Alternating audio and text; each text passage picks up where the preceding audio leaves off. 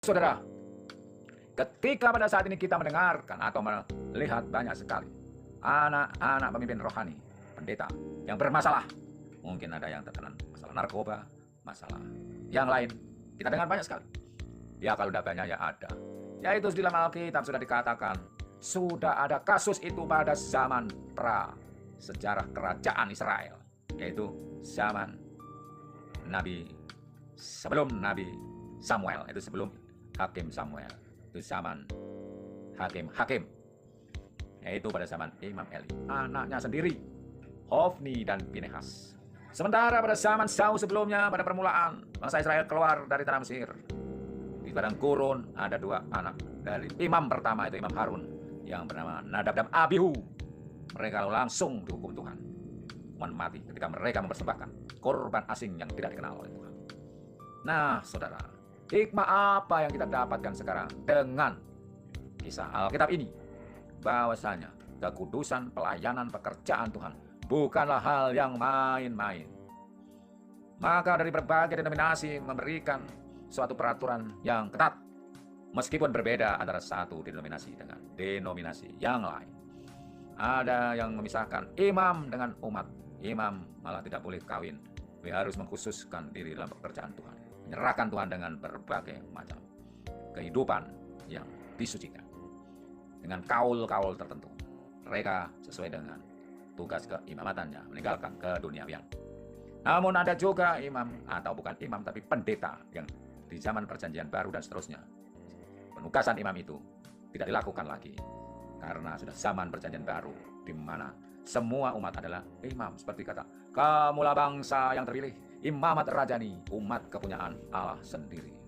Nah, yang ini semua diberi tugas yang sama untuk mengabarkan benaran kerajaan Allah, bahkan juga untuk penggembala. Maka tidak lagi ada jabatan imam dan asisten imam, tetapi yang ada adalah pendeta. Dan pendeta ini boleh menikah atau kawin. Tidak dikhususkan kehidupannya seperti dalam denominasi atau aliran Kristenan yang menganut jabatan imam yang dikuduskan. Semuanya berbeda peraturan masing-masing sesuai dengan hikmat kebijaksanaan Allah yang mereka pahami. Dan intisari dari semuanya itu, meski berbeda-beda itu, tetap ada satu hal sentral yang harus dipegang. Dan dipegang ini adalah kekudusan. Bahwa apapun pelayanan kita, baik sebagai imam maupun orang awam, semuanya haruslah dilakukan dalam kekudusan. Ketika hukum Taurat ditunjukkan, diberikan kepada bangsa Israel, sampai digenapi di perjanjian baru dengan Yesus Kristus yang datang sebagai Mesias itu, kita tahu betapa kudusnya hukum Taurat itu, dan betul peraturan-peraturannya membuat kita nyata kita tidak ada apa-apa di hadapan Allah. Allah Maha Kuasa dengan maha kekudusannya, dan untuk itu kita digembleng, dididik untuk hidup kudus, berlaku hidup kudus dengan segala peraturan yang bukannya mengikat tetapi mendidik kita, meskipun terkesan mengikat. Tapi ketika perjanjian baru kita dilepaskan dari semua aturan itu, bahwa itu peraturan untuk menunjukkan bahwa sebetulnya kita tidak bakalan mampu melakukan semua hukum Taurat itu, yang nyata kalau dihitung ada sekitar 600 peraturan yang ketat. Kita tidak mungkin bisa melakukan itu, dan oleh sebab itu kita dibebaskan dengan penebusan oleh darah Yesus Kristus. Kita yang penting di sini adalah ketaatan, motivasi, ketaatan, suatu niat di bawah urapan Roh Kudus. Dengan pengorbanan dan penebusan oleh Yesus Kristus, kita diberi kekuatan untuk menjadi hidup kudus di dalam kuasa Roh Kudus yang diberikan Tuhan pada kita sebagai pengganti Tuhan Yesus yang sudah naik surga. Dan disitulah bahwa sesungguhnya ketika kita melakukan semua dengan motivasi memuliakan Tuhan, membina hubungan yang baik pada Tuhan, ketaatan kita bukanlah ketaatan untuk masuk kerajaan surga, tetapi kita sudah diselamatkan dan pasti masuk surga. Dan oleh karena itu, hidup kita sudah dikuduskan, dan oleh karena kekudusannya hanya dari Allah itu, bukan oleh karena kemampuan kita.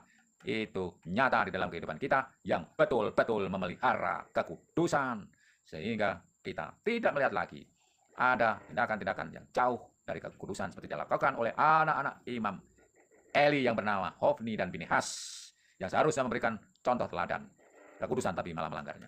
Kalaupun saat ini kita masih melihat hal semacam itu, di sini adalah suatu realitas kehidupan beragama atau berspiritual, dan yang pasti itu menjadi peringatan bagi kita untuk selalu ingat bahwa sebetulnya kita tidak mungkin mampu melakukan dengan upaya dan kekuatan kita sendiri. Semuanya hanya karena tergantung dan kuasa Allah.